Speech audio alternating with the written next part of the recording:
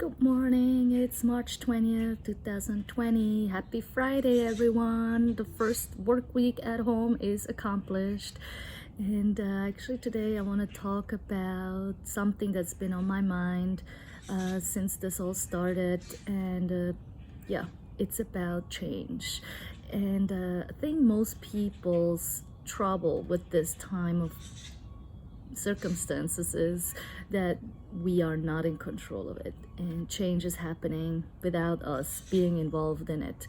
All we can do is watch and see it play out. And I think this is the time where we have to let go of our autopilot. We're forced to stop and to get a hold of what's happening in our lives, work, family. We're spending more time with our loved ones that we chose to be with. And usually, if it was a normal week, normal day, we would be at work right now, and the kids or other family members will be at their work or at school. So we wouldn't actually spend time with them. And now we've been forced for a week already to be with them every single day and minute. And yes, I'm sure it's been a struggle, and it's been pushing us to some of our limits. And also, it shows us that we cannot control everything. And so by taking it moment by moment, every day is a change. And it actually happened before already. Like, all our lives have never been not changeable. So change is inevitable. So what I'm trying to bring across is that what's happening right now is a wake-up call. It's for us to realize that every other day before all this was on autopilot. We just either walked away from our problems and just everything was fine because there was only a limited time that we had to face them. So now that we are exposing ourselves to these everyday emotions and feelings and problems that we always had, we now know what's actually going on. And for me, problems are not necessarily something negative. To me, problems are something to use as an opportunity to make a difference.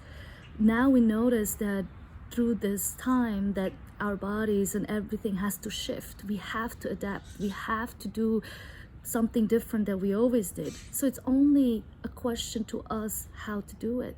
So how do you feel about change in general, right? So this is what the question is to us.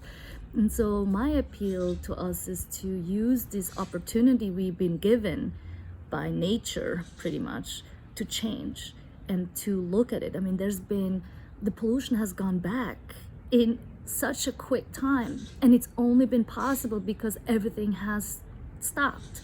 And if it takes this much of a drastic change to make a lively change for us to have healthier surroundings, and the water in Venice, for instance, got so much more clear in just a couple of weeks. This is a sign to us humans to realize that what we've done until today has to change. So by actually acknowledging this, and by realizing that maybe once this is done in 2, 3, 4 weeks, that we try our best to not go back to our old ways by just taking every day as it is. Yes, it's going to be hard.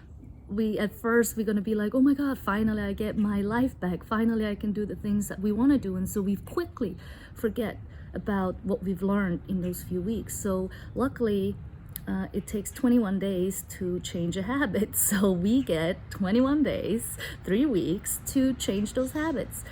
So every day, every week, we can learn something new from it and make it something that is ingrained with us after those few weeks that we have to stick with this kind of routine, so that once we stop, that we're not gonna keep going full force and driving everywhere all the time and trying to connect all the time outside our houses, but actually come back, take a step back, take a breath, and just be with our loved ones and connect with what really matters in life, and to help our environment at the same time. So these are my Friday thoughts, number 5, and I'll hope to see you again tomorrow. Bye.